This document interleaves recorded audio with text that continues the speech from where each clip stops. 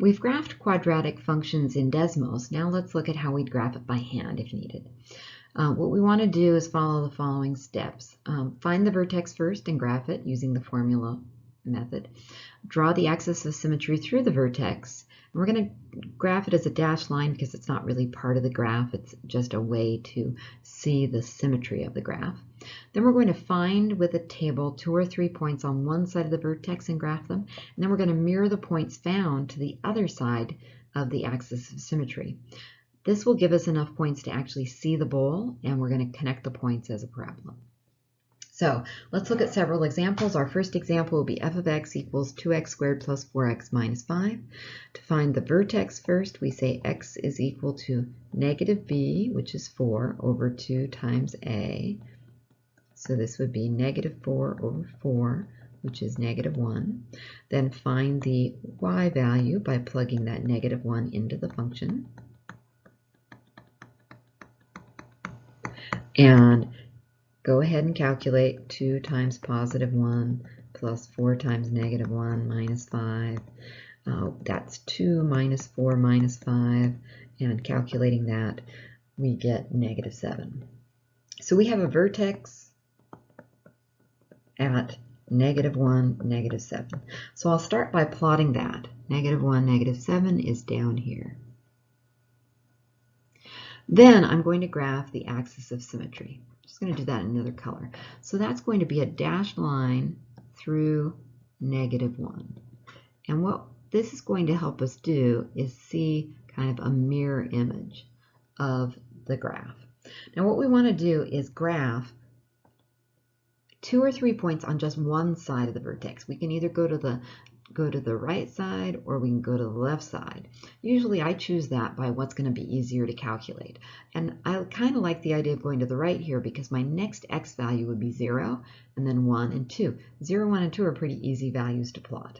So I will usually just create a little xy table going back to the standard way we learn to graph, which is putting a table together. Pick an x value. I'm going to pick 0, 1, and 2.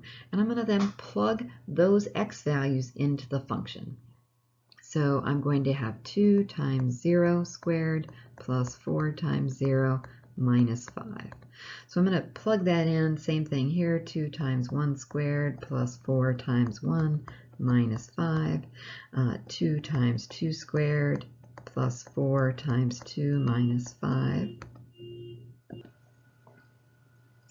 And then what we have doing the calculations is a y value for each of these x values.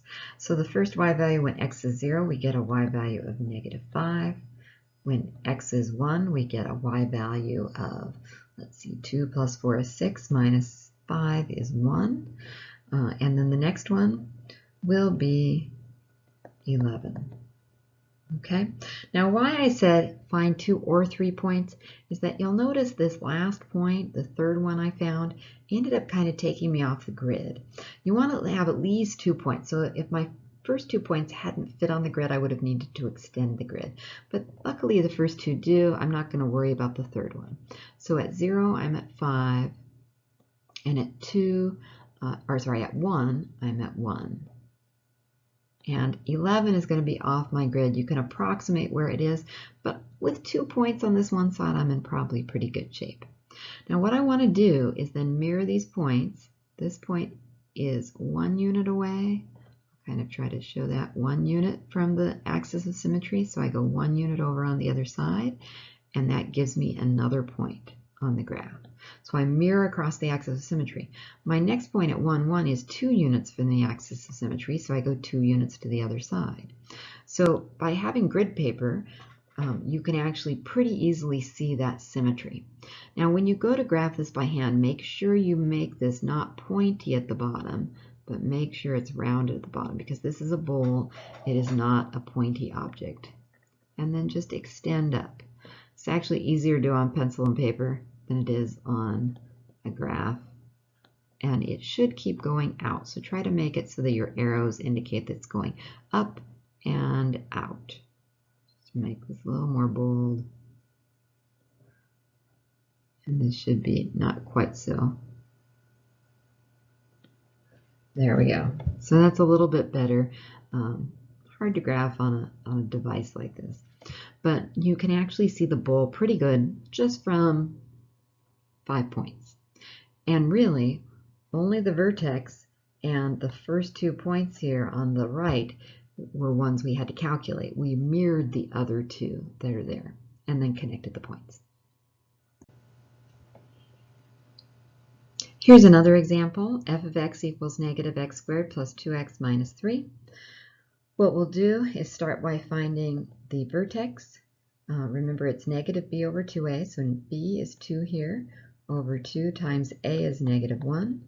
So calculate top and bottom separately first, and then divide. So I get x equals 1. To find the y value, plug 1 into the function and calculate.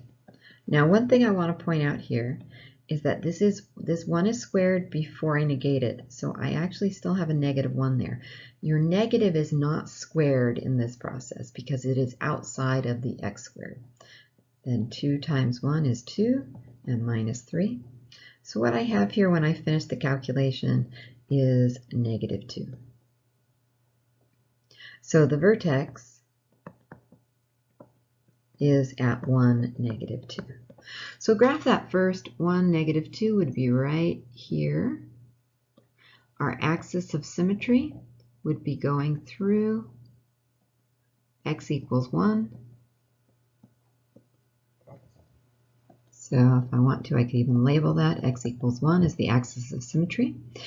Now we want to plot points on one side of this vertex. I could go to the left or I could go to the right.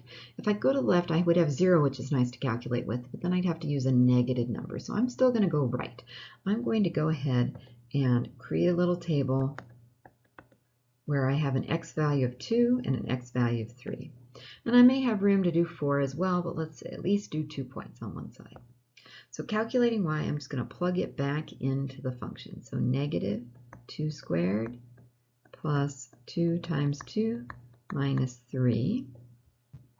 So calculating that actually comes out to negative 3 because 2 squared is 4, but we negate it.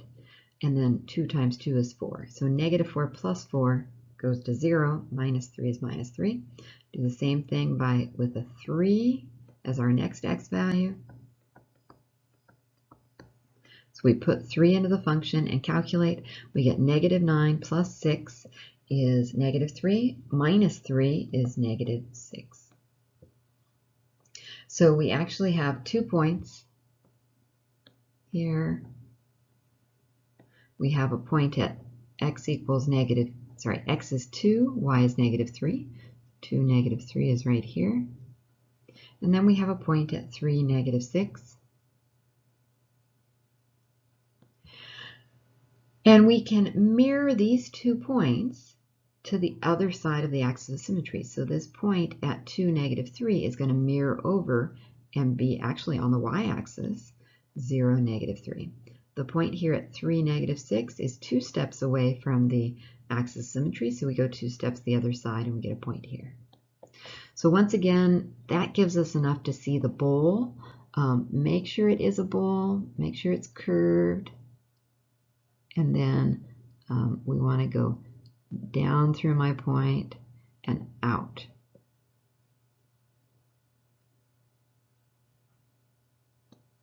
All right, so there's a graph of the problem. Now, we didn't talk in the last example of how you could check yourself, but it is possible to do a quick check. So like this is a point right here at negative 1, 6 that I got from mirroring a point. And sometimes something you got from mirroring can be a good way to go back up here and double check. So let's see, if we put negative 1 into the function, would we get a 6 out? So we have negative 1 squared, but then it's negated, plus 2 times negative 1 minus 3. Calculating out, remember the negative stays out front, but then we're going to square a negative 1, so that'll be 1, plus 2 times negative 1 is negative 2, minus 3. Negative 1 plus negative 2 is negative 3, minus 3, and that would be a negative 6. And actually, that is what I had, even though I accidentally left off my negative when I wrote this point down. So that does match up. So sometimes you even catch a mistake you made in writing down the point. All right, so that's how you graph a parabola. It's basically finding the vertex and then understanding how the symmetry works so that you only have to do a couple of calculations and then you mirror to get more points.